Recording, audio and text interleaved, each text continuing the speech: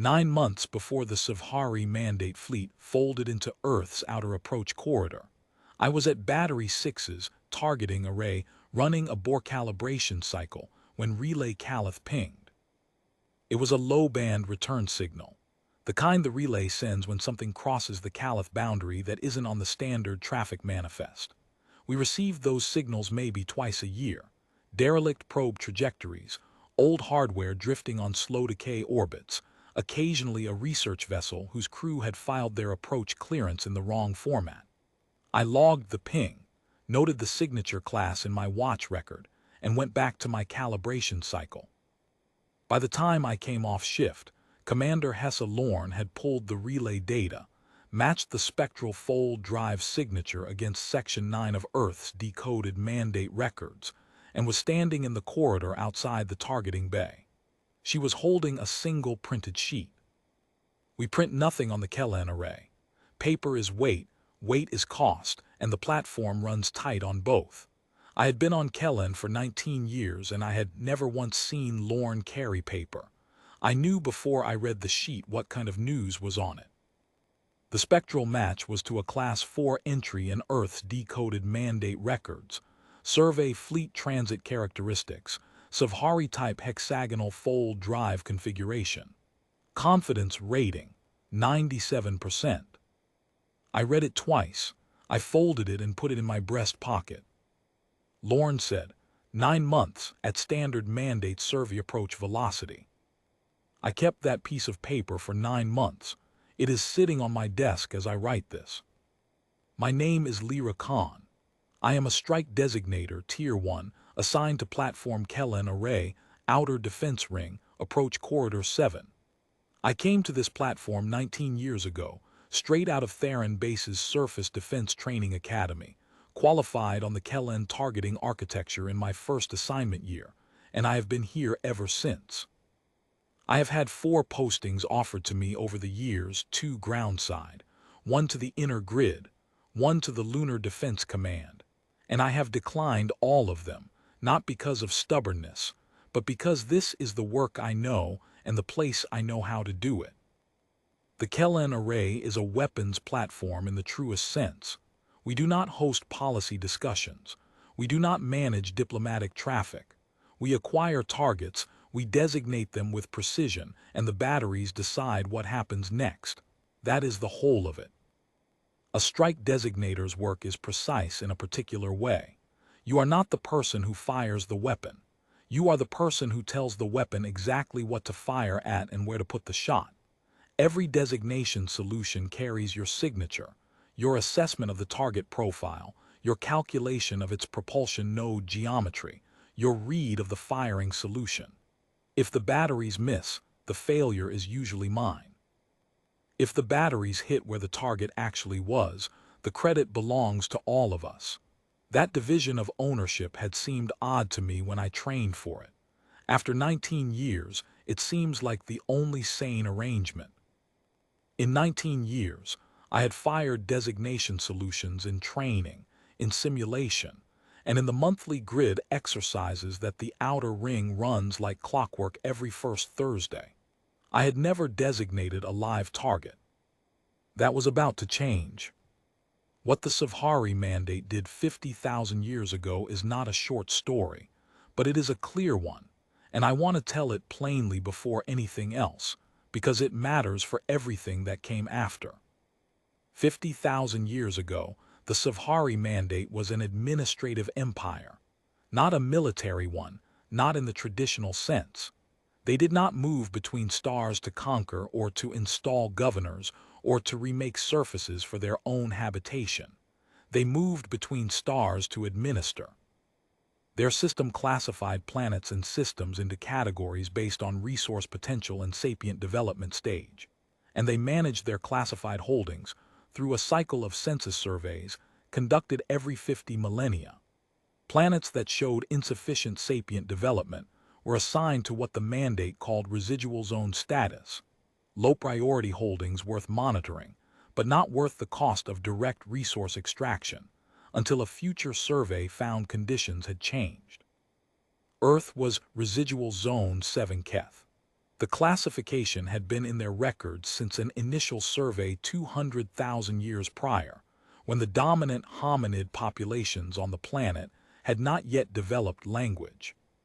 50,000 years ago, they returned for what their administrative cycle called the secondary survey. By the time of that survey, humanity had language, rudimentary agriculture, stone tool technology, and oral tradition stretching back further than the survey fleet's instruments could readily date. By Savhari administrative standards, this placed Earth in Category 3 Proto-Sapient, development trajectory noted, yield potential assessed as moderate for the cycle following this one. Category 3 was the key classification. It was the threshold at which a developing world acquired certain protections under compact law, protections the mandate had agreed to honor. The covenant of residuals is the most important thing in this story, and I want to be careful about explaining it. The covenant was an agreement brokered by the Galactic Compact, the administrative and legal body that the major spacefaring civilizations in this region had developed over millions of years of coexistence. Its core provision was direct. No compact signatory could exploit, survey, extract from, displace, or otherwise interfere with the natural development trajectory of any Category 3 or above world, without completing a formal review through the Compact's oversight body and obtaining consent where sapient beings were present. The Compact had built the covenant specifically because the expansion era had produced case after documented case, where a more advanced civilization had treated a developing world as a resource extraction opportunity, and taken what it needed, with the result that the developing civilization was set back by thousands of years, or did not survive at all. The Savhari Mandate had been a compact signatory for over 1,000,000 years. They had signed the covenant in its original form, and in each of its 4 subsequent revisions. During their 50,000-year survey of residual Zone 7 Keth, they violated it anyway. The details of what the mandate's fleet took and did during that survey are in the decoded records, and the records are thorough, because the Savhari kept meticulous administrative documentation of everything, including the things they were prohibited from doing. I have read those records. I am not going to reproduce them here. What matters for this account is the nature of the violation and the mandate's reasoning. It was deliberate, it was documented in their own files, and it was subsequently classified at the mandate's administrative level as a zone management action falling within their internal discretionary authority. They decided, in essence, that their own administrative regulations took precedence over the compact treaty they had signed. They completed the survey, logged their findings, updated Earth's residual zone classification, and departed. Their records noted the expected date of the next survey, 50,000 years forward. They believed the population they had encountered was too primitive to understand what had been done to it, too primitive to follow them, too primitive to matter. Humanity decoded the first fragments of the Savhari administrative record within 6,000 years of the survey fleet's departure. I think about this sometimes, on long watches when the approach corridor is quiet and there is nothing to do but think. 6,000 years is a very long time in human terms. The generations between the survey and the first decode are beyond my ability to meaningfully count. They did not know at first that they were decoding something. They were finding anomalies, physical traces, biological markers, structural irregularities in the geological record, and attempting to understand what they meant. The signal intercepts came later, as Earth developed the means to detect and analyze them. The full decode took another 4,000 years, and what it revealed reshaped everything that came after. There is a document in the Breach Archives, one of the foundational records from the early decode period, in which the lead linguist of the Third Intercept team writes, in plain language, what she understands the records to mean and what she believes Earth must therefore do. She had been working on the decode for 11 years. She was 53 when she wrote it. She understood that she would not live to see a response fleet in the sky would not live to see the petition drafted, would almost certainly not live to see the full decode completed. She wrote the document anyway, in the clear institutional voice of someone who is not writing for herself, but for whoever comes after her. Here is what we found, here is what it means, here is what the next team needs to know when they pick this up. I have read that document 3 times. What strikes me about it is not the legal analysis. The early legal reasoning is provisional, full of gaps that subsequent teams spent millennia filling in, but the quality of the commitment in it. She was writing for strangers. She was writing for people who would not be born for 1,000 years. She wrote as if those people were colleagues she simply had not met yet, which is the only way that kind of work gets done. The legal petition was drafted over 43,000 years. That is not a figure I'm using loosely. That is the actual span. The first drafting team was a group of 41 legal scholars working from reconstructed compact charter law they had derived from the signal intercepts, writing in legal frameworks they were still learning, arguing a case before a court they had no way to reach. They knew they would not live to see the petition submitted. They wrote it anyway, and they left it for the next team, and the next team left it for the team after that. 61 successive cohorts over 43,000 years, each one refining the argument, strengthening the documentation, adapting the petition's language as Earth's understanding of compact law deepened, and as new intercept data came in to shore up the evidentiary record. What those 61 teams were building was not merely a legal document. They were building a demonstration. The covenant of residuals had been violated because the mandate believed, at the time of the violation, that the Category 3 population they were dealing with was too primitive to constitute a legitimate rights holder under compact law. Every successive drafting team understood that the petition had to be not just technically valid but unmistakably authoritative, the work of a civilization that had mastered the mandate's own legal framework and applied it with greater precision than the mandate itself. The petition had to be impossible to dismiss.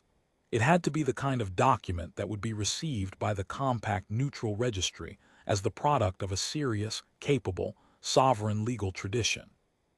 Which meant each team had to do better work than the team before it, and had to teach the next team what it had learned, and had to trust that the institution of the work itself would hold together across 43,000 years of handoffs. It held. The final petition ran to hundreds of thousands of pages in its comprehensive form. It argued under Covenant of Residuals Article 7, Sections 4 and 7, citing the mandate's own administrative documentation of the violations, the authenticated intercept records of the survey fleet's activities, and the category classification that had triggered the Covenant's protections. It argued for the dissolution of Earth's residual zone classification, its reclassification as sovereign territory immune from future mandate administrative claims, and the issuance of a formal violation judgment to be transmitted to the compact neutral registry. 12,000 years ago, the petition was transmitted via deep space relay to the compact neutral registry. 4,800 years ago, the registry logged it as received, authenticated, and formally valid. The Savhari mandate was notified through the compact's standard channels. They never responded. They would respond now. For 9 months, we watched Survey Fleet Arctic cross the outer approach zone. The Kellen Array's long-range passive detection systems had tracked the fleet from the moment it crossed Relay Calith's boundary radius. 47 contacts on a fold drive approach track, consistent with a mandate administrative approach at standard survey velocity. The briefing packets that went out to all Corridor 7 installations within 12 hours of the initial contact were thorough. Hexagonal cell hull construction, 6-cell capital units with survey scouts ranging ahead and to the flanks, rear elements assessed as mobile resource processing equipment. They were configured for extraction, not for battle, but armed, because Savhari survey fleets always carried weapons for what their own records described as zone management provisions. I studied their approach track every shift that I worked for 9 months. I ran designation practice cycles against the hull profiles in the briefing packets, because the practice cycles were part of my job, and because there is a particular kind of usefulness in doing your job while you are waiting for something large. I knew, from those cycles, that I would be able to designate any unit in that formation on acquisition. The geometry was familiar enough that the targeting sequence would be automatic. That familiarity had been built over 19 years of working with the same briefing data. The Savhari had been in our materials long before they were in our corridor. 9 months is a long time to wait for something you have known is coming for 40,000 years, and then been told is coming in 9 months specifically. The platform's routine continued, the calibration cycles, the grid exercises, the watch rotations, the maintenance schedules, but it continued with a particular quality of alertness underneath it. Not tension exactly. Something more like the heightened attentiveness of a very experienced practitioner doing familiar work, at a moment when the work is about to mean something different than it has meant before. I ran the designation practice cycles against the hexagonal hull profiles. Doven ran his. Torin, in his first 4 months on the platform, ran the abbreviated variant that new deck personnel use until they have qualified on the full architecture. He was working through the qualification curriculum at a steady pace, checking sections off in the correct order, not rushing. I noticed, watching him work through it, that he was the kind of technician who reads the documentation before he operates the system, not to follow it as a checklist but to understand it, and to hold questions about the parts he did not yet understand until he had enough context to ask them clearly. That is a slower way to learn, and a more useful way to learn. And in 9 months, he had gotten further through the Kellen architecture than most junior personnel get in their first year. The other thing I noticed, and this is harder to explain, the platform's crew in those 9 months had a quality of common purpose that I had not felt in quite the same way before in 19 years. Not because the purpose was new, the platform had always known what it was for, but because the purpose had become present, specific, inbound at a calculable velocity. Every maintenance cycle and calibration check and briefing review we ran in those 9 months was being run by people who understood, with concrete clarity, what it was in service of. I do not know whether the 61 legal teams who drafted the petition had that same quality of concrete clarity, or whether working on a document you will never see submitted requires a different relationship to purpose. I suspect it requires a harder one. The platform was not the only thing watching. Earth Fleet had repositioned assets to the approach corridors over the preceding 8 months. From my observation screens, I could count 14 capital hulls in my normal viewing arc, inner-grid patrol vessels, to heavy-line ships occupying anchor positions in the outer corridor. I knew from the general traffic briefings that the count beyond my arc was considerably larger, and that the installations in corridors 4 and 8 were running similar postures. The inner defense grid had been brought to full operational power 3 months out from the projected window. The diplomatic archive had been compiled, authenticated, and prepositioned for transmission on Fleet Admiral Venn's authorization. I had thought about what it would look like from the Mandate Fleet's perspective when they folded in. Their own records told them Residual Zone 7 Keth was a Category 3 world with a proto-sapient population and no known technological capability above stone tool level. Their sensor arrays, when they activated on fold-in, were going to read Earth's approach corridor and find 14 visible capital-class hulls in the nearest arc alone, plus the platform installations, plus the inner grid power signature bleeding outward from the planet at a scale that would be legible from their approach distance. They were going to find a military architecture that had been built over 40,000 years specifically for this approach vector, by a civilization that had spent 40,000 years knowing they were coming and building accordingly. They were going to find all of that in the same seconds that their automated survey transmission was broadcasting into the corridor and requesting clearance to survey an unoccupied resource zone.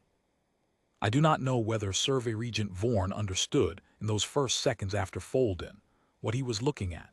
I do not know whether the 4 hours of silence after Ven's transmission were spent by Vorn's staff attempting to argue the sensor data into something consistent with their administrative expectations, or whether they knew immediately and spent 4 hours looking for a way out that did not exist. I know what decision was made at the end of those 4 hours. I know what it cost.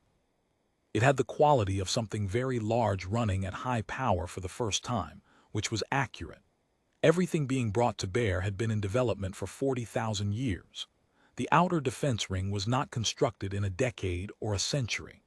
Every installation in Corridor 7 had been built against a specific threat, arriving on a specific approach vector, in a specific time window derivable from the mandate's decoded survey cycle. We had not built this in response to an emergency. We had built it in response to a calendar. That is what being ready means. Dovan Rail was my partner on the targeting deck. We had worked together for 11 years. He was methodical where I am precise. There is a difference. Precision is about narrowing to the correct answer quickly. Methodical is about making sure you have not missed anything before you commit. We had learned to work together because our tendencies complemented each other. He caught things I had narrowed past. I caught things he had not yet narrowed to. In 11 years of joint practice cycles, we had not produced a single designation failure. In 9 months of elevated readiness, watching the approach track advance 1 day's travel at a time, we had run more joint cycles than in the preceding 3 years combined. Neither of us mentioned it. It was just the work, and the work needed doing. Torin Hale had transferred to Battery 6's targeting section 4 months before the engagement. He was 23 years old, out of Lunar Defense Training's qualification stream, top of his cohort in targeting methodology.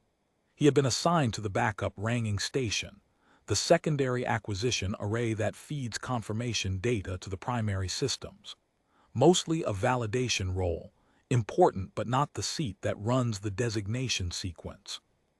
He was learning the Kellen architecture one system at a time, asking questions carefully, working to understand not just the procedure but the reasoning behind it. Those are different skills. Most trainees out of qualification programs know the procedure. Fewer take the time to understand the reasoning. Torin was one of the fewer. 3 days before the engagement, he asked me about the backup ranging station's power feed. Specifically, whether the secondary junction housing that the station drew from had a surge isolation provision for live fire conditions, because he had noticed in the system schematics that the secondary junction shared a power bus with several active sensor arrays, and he was wondering whether incoming fire that disrupted the sensor arrays could produce a feedback event at the junction.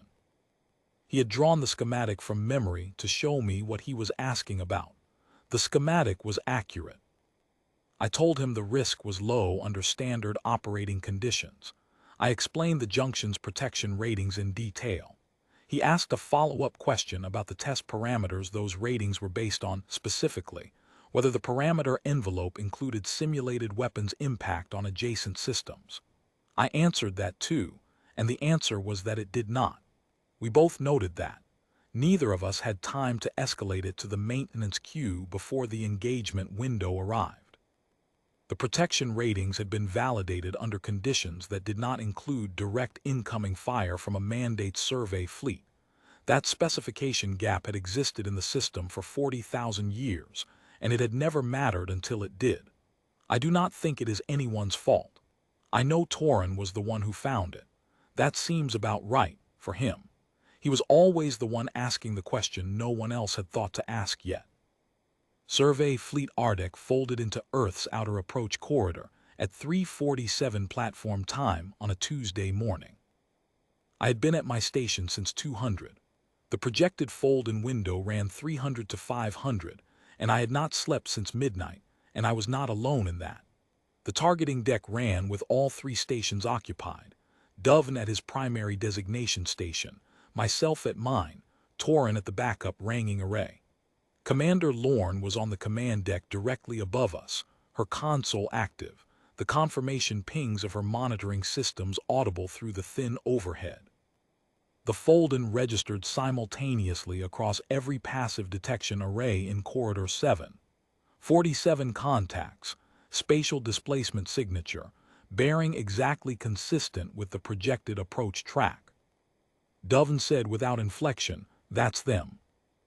I pulled the identification overlay on my scope. The hexagonal hull profiles resolved out of the detection data with the deliberate clarity of something I had looked at in briefing diagrams 10,000 times, and then went on being something else entirely, because briefing diagrams are not the same as looking through an active targeting scope at objects that are actually there. The capital units were 500 meters on their primary axis, which I had known from the specifications, and seeing 500 meters fill a magnified scope view is not the same as knowing it.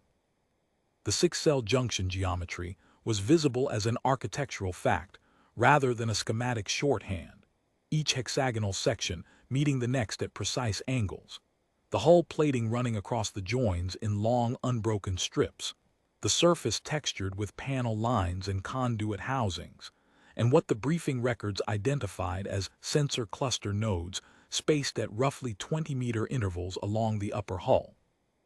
There was a quality to the surface of those hulls that the briefing diagrams had not conveyed. They were old, not derelict. Every system on them was clearly functional, the drive emissions clean and steady, the sensor arrays cycling with the precision of well-maintained equipment. But the material of the hull plating showed its age in a way that imaging data cannot fully capture. A depth of surface wear, a layering of maintenance overcoats, a slight variation in material tone across different panel sections that you only get from machinery that has been in service for a very long time and repaired many times in the field. The Mandate survey fleet had been running this cycle for longer than most civilizations had existed. That age was in the metal. The scout craft circling ahead of the formation were smaller but moved with the clipped, efficient arcs of automated ranging sweeps. Sensor arrays cycling on a pattern I recognized from the briefing documentation, building their resource assessment data on the system they were entering. They were doing exactly what the briefing materials said they would do. They were not adapting or exploring or cautious. They were running a procedure. The survey scout's hull markings were legible through the scope's magnification at this range. Administrative codes, census cycle designations, the Mandate's own sigils in a script Earth linguists had been reading for 40,000 years. Somewhere in those markings was the reference to Zone 7 Keth. The same reference. The same zone designation that a decoding team had pulled out of an intercept record 43,000 years ago and understood, for the first time, was how an interstellar empire had chosen to remember their world. Their first transmission hit Corridor 7's relay 4 minutes after fold-in. The translation came through my station's audio feed in real time. Savhari Administrative Standard has a flat, procedural cadence in translation. The linguistic specialists who work on Mandate records describe it as a language built for documentation rather than communication, with a grammar that expresses certainty through compression rather than through emphasis. What I heard was, Survey Fleet Ardec, Mandate Authority Code Savhari Arkin 7, transmitting on standard survey approach frequencies. Residual Zone 7 Keth, Secondary Census Survey Administrative Cycle, requesting approach clearance for survey operations. Citation reference, Mandate Census Record 7 Keth Cedron 4, no hostile intent registered, clearance requested. That was the complete transmission, no greeting.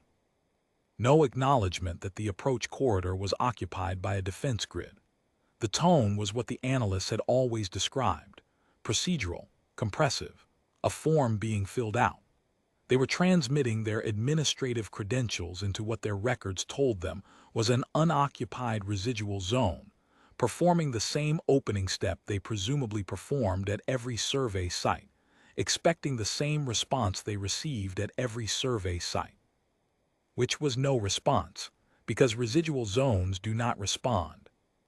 I looked at Earth on my observation screen. From the platform's vantage, the planet fills a significant portion of the lower visual field, blue-white and vast, the continents defined, the curve of the horizon crisp. The defense infrastructure crossed the planet's face in familiar arcs, grid segments, platform installations, heavy line formations at anchor. I thought about the words residual zone 7 Keth. I thought about every person over 43,000 years who had worked on the violation petition. I thought about what it must have been to decode that designation for the first time, to understand that your world had a reference number in someone else's administrative ledger, filed under a category that described you as material for a future survey. I hoped they could have seen what the scope was showing me. Fleet Admiral Ven's response transmission took 11 minutes to compile, authenticate, and format. That is the time the diplomatic archive package requires. The system was configured to run on Fleet Admiral authorization, and the 11 minutes was a known quantity that every crew member in the corridor had been briefed on. We had drilled the timeline. Everyone on the targeting deck knew the weight. The package was transmitted simultaneously on every frequency the Mandate fleet used, plus tight beam direct to the lead capital unit's primary communication array. It ran to 4 hours and 17 minutes of data transfer at the communication, rates the Mandate's own systems used, rates Earth's linguists had derived from the intercepts, and built into the package's transmission protocol specifically, so the Mandate fleet could receive the data at full speed without requesting protocol accommodation. The package contained, in order, the complete decoded record of the Mandate's 50,000-year prior survey of residual zone 7 Keth, cross-referenced with Mandate administrative records recovered through Earth's intercept program over 4 decades of millennia, the covenant of residuals in full, with the specific provisions violated by the survey annotated and indexed, the violation petition in its final submitted form, with the complete 43,000-year drafting history appended, the compact neutral registry receipt, timestamped 4,800 years prior, the formal violation judgment, specifying the dissolution of residual zone 7 Keth and Earth's reclassification as sovereign territory, and listed without comment at the end, Earth's current military disposition, the platform positions, fleet anchor points, defense grid configurations, and power ratings for every installation in Corridor 7. The final item in the package was a single sentence from Fleet Admiral Taras Ven, transmitted in Savhari Administrative Standard and in Earth's primary diplomatic language simultaneously. Residual Zone 7 Keth does not exist and has not existed for 4,800 years. You are currently in the sovereign territory of Earth. Acknowledge the attached compact judgment and withdraw. The Mandate fleet fell silent. They were silent for 4 hours and 11 minutes. I watched them through my scope the entire time. They had taken a wide-hold position in the outer approach zone, not advancing, not retreating, drives at minimal output. The formation tightened into closer spacing that our analysts read as a defensive reconfiguration. The communication arrays on the lead capital unit were cycling intensely throughout the silence. The fleet was reading. Then it was processing. Then it was doing whatever the Savhari equivalent of a command structure argument looks like, when an administrative survey fleet realizes that the residual zone it has traveled a great distance to survey has had a mass driver grid aimed at its hull profiles for longer than most civilizations have existed. Dovin had stepped out for 12 minutes. He came back with 2 cups of something warm and handed me one without comment. I drank it without comment. We had been partners long enough for that. Torin had not moved. He was at his backup ranging station with his hands in his lap, watching the detection screens with the careful, deliberate attention of a young technician doing everything in his power to appear unaffected by what he was watching. He succeeded reasonably well. I noticed his breathing was slightly elevated and that he had stopped asking questions, which for Torin was unusual. He processed things by asking questions. Not asking them meant he was holding something he had not yet found a frame for. At the 4-hour and 11-minute mark, a new transmission came from the Mandate fleet. It bore only the Survey Fleet Ardek Command designation, unspecific, not Survey Region Akith Vorn's authority code, not any named officer. The translation read, "Data received, assessment inconclusive, proceeding." And the fleet began its approach. I have thought about those 4 words for a long time since. Data received, assessment inconclusive, proceeding. I have thought about the kind of institutional architecture that produces that response, that receives 4 hours of documented violation records, compact legal filings, authenticated registry receipts, and the military disposition of 40-plus orbital installations, and arrives at the determination that the situation is inconclusive. I have thought about the history of a civilization that has been running residual zone surveys for long enough that the concept of being wrong about a zone classification does not readily present itself as a possibility. I have thought about the command decision to proceed, to characterize 4,800 years of valid compact legal process as something requiring further assessment, and to continue the approach anyway. I no longer hold anger about it. Anger was the wrong thing for what happened next. The main body of Survey Fleet Ardek advanced at 1/4 survey approach speed, slower than combat approach velocity, but the operational standard for a survey fleet with active sensor arrays running. They were collecting data. They had received 4 hours of documentation establishing that they had no authority to collect it, and they were collecting it anyway. Fleet Admiral Venn waited 40 minutes before authorizing the warning shots.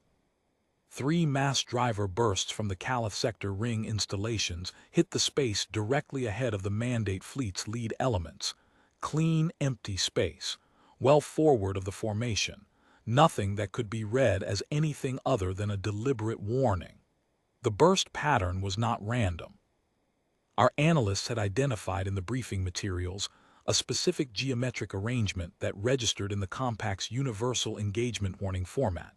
The standard signal, codified across millennia of Compact precedent, for halt before hostile action commences.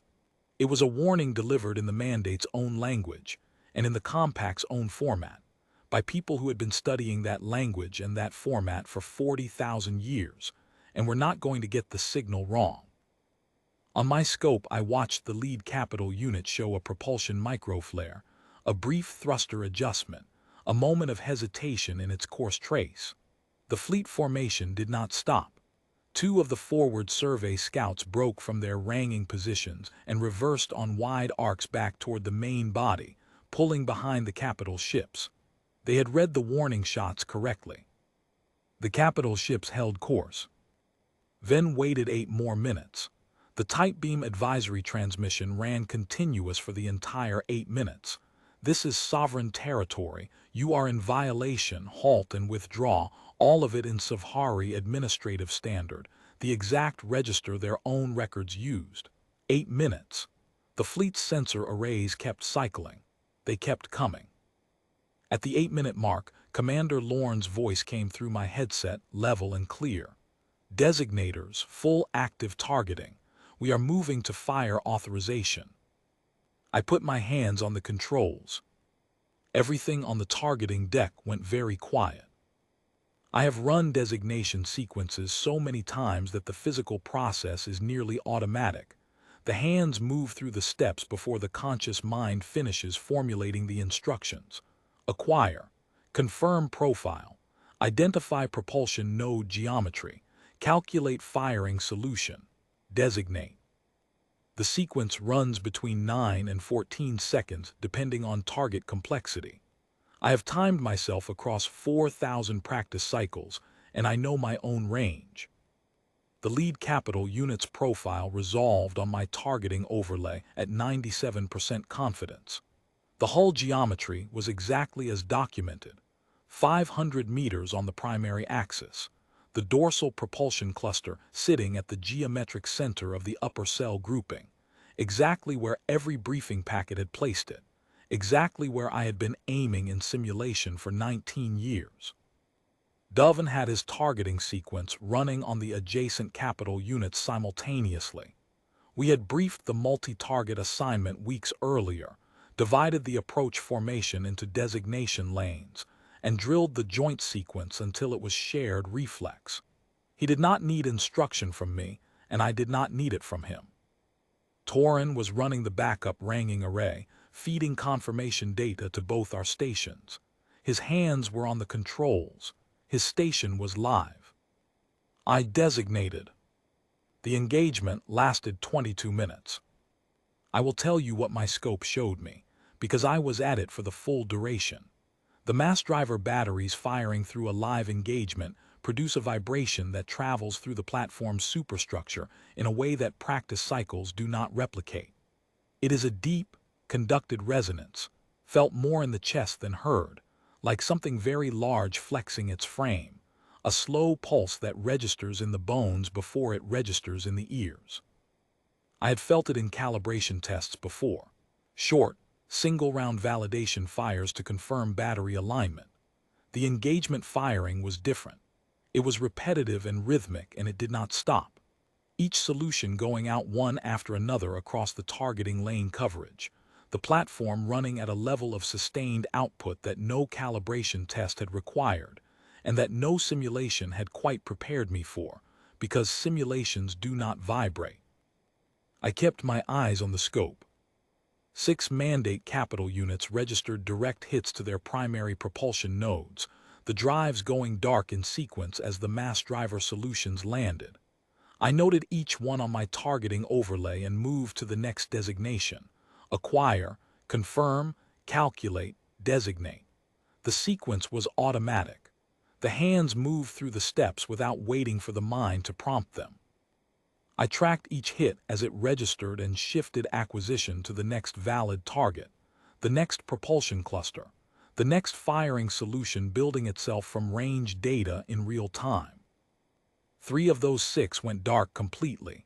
No power signature, no active emissions, no response on any frequency within the first 4 minutes of the engagement.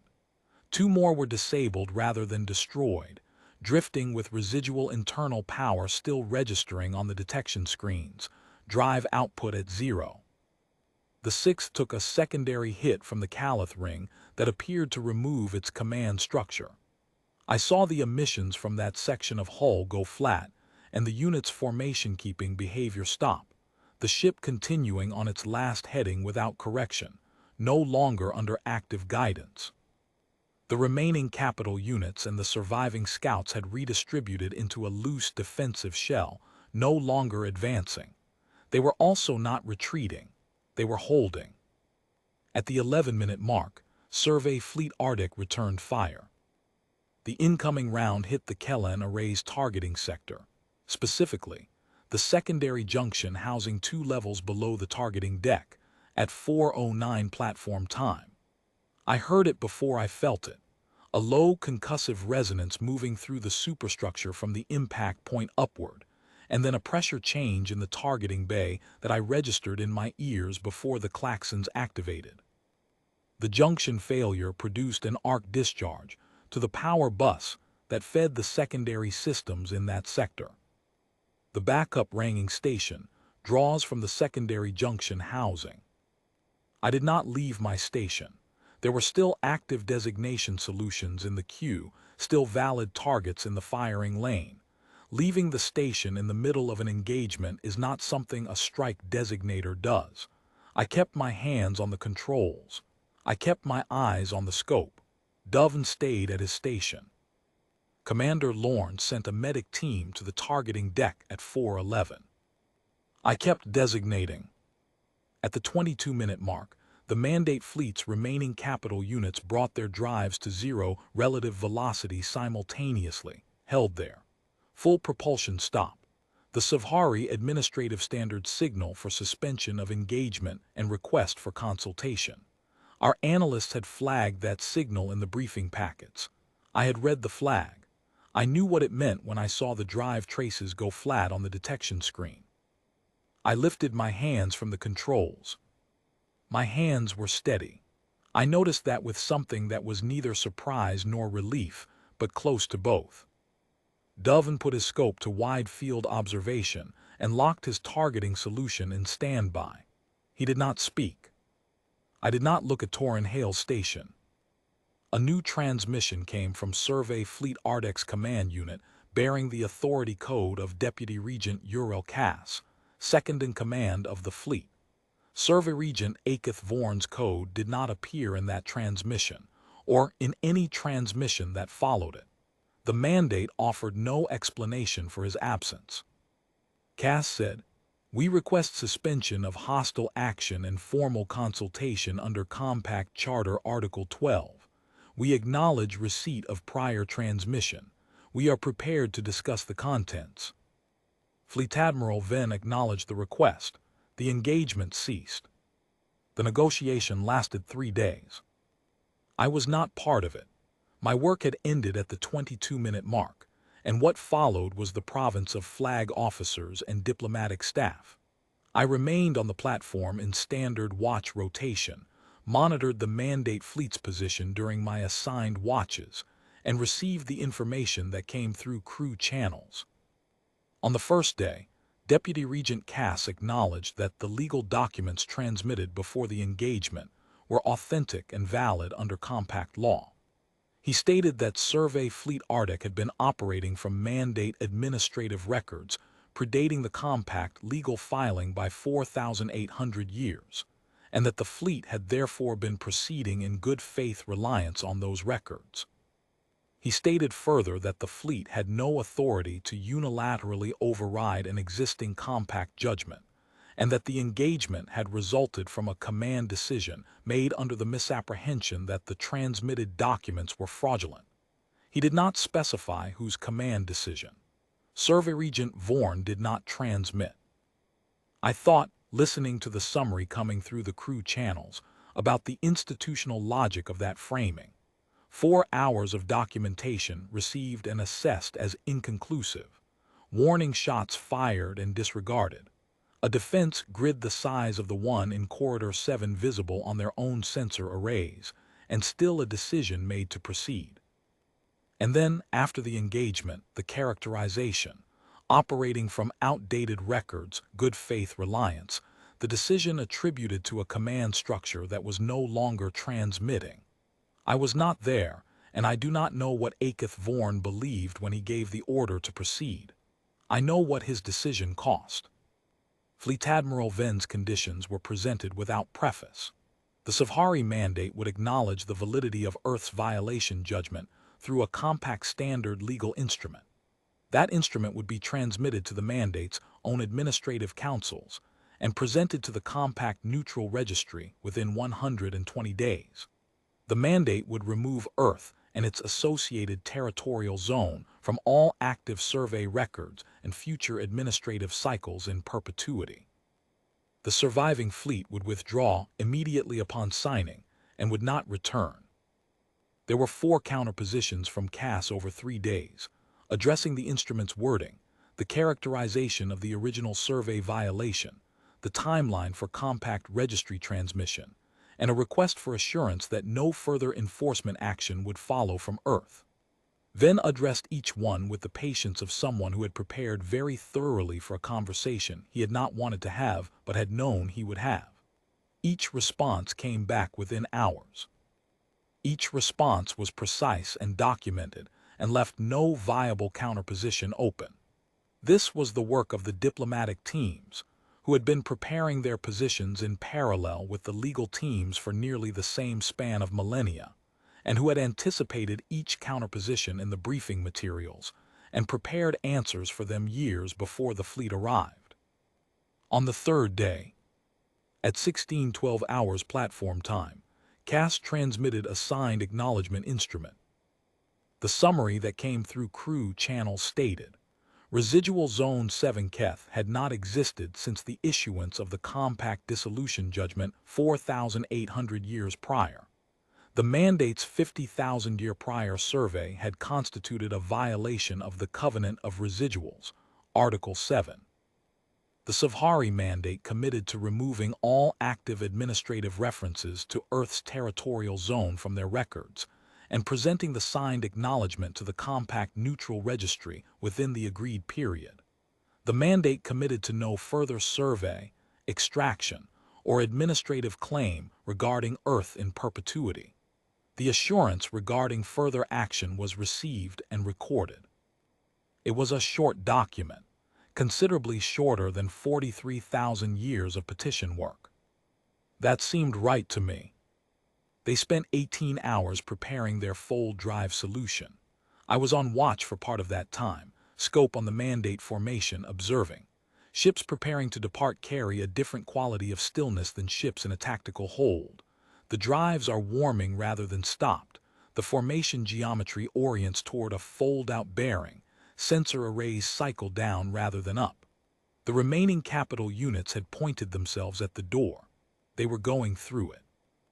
I ran my scope across the formation slowly near the end of my watch, taking in the hexagonal hull profiles one more time. The hull markings were legible through the scope's magnification, administrative codes, census cycle designations, the mandate sigils. Somewhere in those administrative codes was the Zone 7th reference, the 200,000-year-old ledger entry that had traveled 50,000 years in their records and was now being corrected. The people who first assigned that designation could not have imagined the correction coming from the zone itself. They believed the zone was a category of resource. They had been wrong before their survey fleet cleared the outer system on its way home. I thought about what it took to maintain a record for 43,000 years. I thought about 61 legal teams working on a document, each team in full knowledge that they would not be alive to see it submitted, let alone acted upon. I thought about the archivists who had maintained the chain of custody across that span, ensuring that each team's work was received, preserved, and handed to the next. I thought about the decades of millennia during which there was no active approach signature, no fold drive contact at Relay Caliph, no immediate cause to think the mandate was coming at all, just the certainty derived from their decoded survey cycle and the discipline to keep working anyway. I thought about Commander Lorne printing a piece of paper at 2 in the morning, because she had just matched a fold drive signature and understood what she was holding. I thought about Torin Hale's station behind me, dark and offline, pending system repair. He had been 23. He had transferred from lunar defense training as the top of his cohort. He had been learning the Kellen architecture one system at a time, building understanding rather than procedure, and 3 days before an engagement that had been in preparation for 40,000 years, he had identified a power feed vulnerability in the backup ranging station that no one had caught in those 40,000 years. He had asked the right question. He had simply asked it 3 days too late for it to matter for him, and that was not his fault, and it was not my fault, and it does not become more comfortable no matter how many times you turn it over. I know he stayed at his station. I know he kept his hands on the ranging controls through the 11-minute mark. That is what I know, and it will have to be enough. Survey Fleet Arctic folded out at 11:34 hours on a Thursday morning. I was not on watch at the time. I was in the targeting bay running a post-engagement system diagnostic, the standard operational review that follows any active engagement, checking every component in the designation sequence for damage or calibration drift. I was at my station with a checklist and a calibration tool when the fold-out events registered on the passive detection channels. 41 contacts, then 34, then 12. Then the final detection returned from the last survey scout as it completed its fold sequence and disappeared from the screens. The channel went quiet. I set down the calibration tool and sat for a moment. The silence after they were gone was different from the silence before they arrived. Before, there had been the particular quiet of a platform running at elevated readiness. Every system active, every person at their station, the waiting compressed down into the routine of each shift. After, there was the quiet of something completed, not resolved in any clean emotional sense. Completed. The thing that had been coming for 50,000 years had come, and it had been met, and it was gone, and what remained was the platform and the work and the people still here to do it. I thought about every watch that had been run on the Outer Defense Ring's predecessor installations over 40,000 years. The early platforms, the first-generation orbital structures that had been built before Earth, had the manufacturing capacity to construct anything like the Kellen array. The upgrades and replacements and expansions that had happened across millennia as Earth's capability grew to match its ambition. I thought about every designator who had run practice cycles against hexagonal hull profiles on every platform in Corridor 7 across those 40,000 years, none of whom would ever know whether the platform they served had been needed. That is what operational readiness looks like from the inside, for most of the people who maintain it. You prepare for something that may never come, and you keep preparing because you have been told, and you believe, that the preparation is what keeps it from coming. Or if it does come, the preparation is what answers it when it does. In 40,000 years, only the last day proved which version was true for Corridor 7. The Compact Neutral Registry confirmed receipt of the mandate's acknowledgement instrument 62 days later.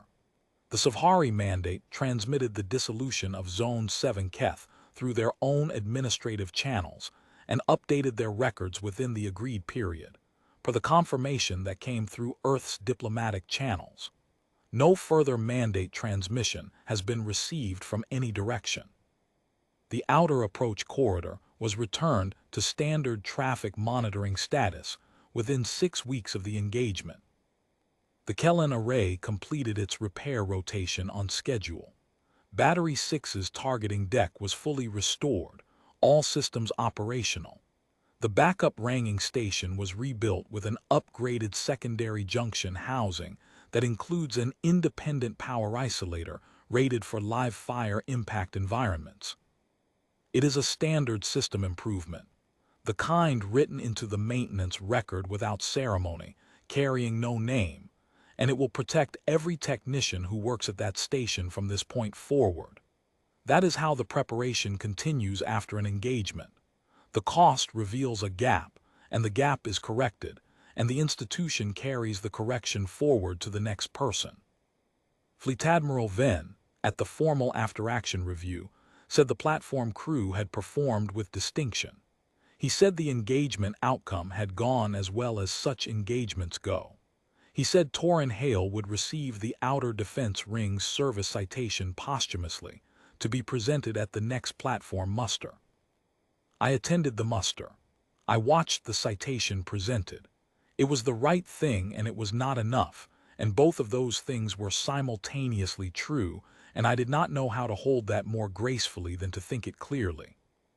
What I know about 50,000 years of preparation is this. From inside it, it does not feel like a coherent plan. It feels like individual people doing specific things because those things need doing. It feels like 61 legal teams working on a document, each one knowing they will not see its submission. It feels like archivists maintaining a chain of custody across format migrations and institutional restructurings, and the slow erosion that time applies to everything that is not actively tended. It feels like engineers drafting weapons platforms to specifications derived from decoded alien surveys, and then spending decades arguing those specifications into practical construction drawings, and then building the things, and then maintaining them for 40,000 years, until the thing they were built for finally arrived. It feels like Commander Lorne standing in a corridor at 2 in the morning, holding a piece of paper she printed, because the situation warranted paper. It feels like Dove and Rail sitting at his station for 22 minutes. It feels like Torin Hale identifying a power feed specification gap and asking the right question, because that was what he did. He found the things that had been missed, and he asked about them clearly and carefully, and in 4 months he had already become the kind of technician that a platform keeps. None of those people, the legal teams, the archivists, the engineers, Lorne, Dove, and Torin, None of them held the whole of the preparation in their hands at once. No one does. The preparation was too large and too long for any one person to hold. It was held by the institutions. The chain of custody for the legal work, the operational mandate for the defense installations, the briefing packets that every new crew member on every platform in Corridor 7 has received for 40,000 years, the practice cycles that run every first Thursday. The institutions are made of people who do specific things because those things need doing. And what makes an institution hold is not that any one person understands the whole of it, but that each person understands their part and does it, and trusts the chain to hold what they contribute. The first legal team trusted the chain. The 53rd trusted it. The 61st submitted the petition trusting that the registry would receive it, and the mandate would eventually be required to answer it. The depot engineers who installed the first targeting systems in the first Corridor 7 platform 40,000 years ago trusted that someone would still be sitting at those stations when the mandate's survey cycle completed. All of it held. Earth had been patient. Earth had remembered. Earth had built the work into its institutions rather than into any one person, and the institutions had held for 43,000 years of legal work and 40,000 years of orbital construction, and the day arrived that required it, and it was available. That is what being ready means, not an absence of cost, not an assurance that nobody pays anything. Readiness means that when the cost comes, it is bearable, and that what it was paid for was worth the bearing. I was not glad we had fired. I am not glad now. 22 minutes of engagement and Torrin Hale's station dark, and what I feel about that does not simplify into something clean no matter how much time passes. I carry it plainly, and I will carry it plainly for the rest of my service. But I was glad we had been able to fire.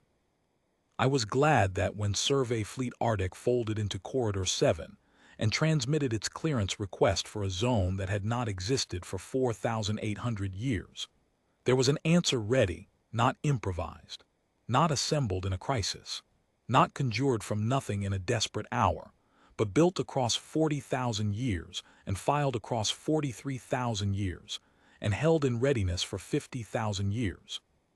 Because Earth had understood from the beginning that the mandate would return on their schedule and had prepared accordingly. The scope was still warm when Cass's fleet finished folding out.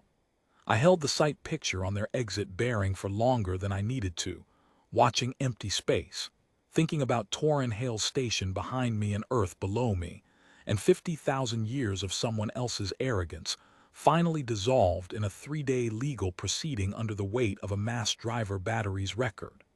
I was not glad we had fired. I was only glad we had been able to. That is the difference. That is what the preparation was for.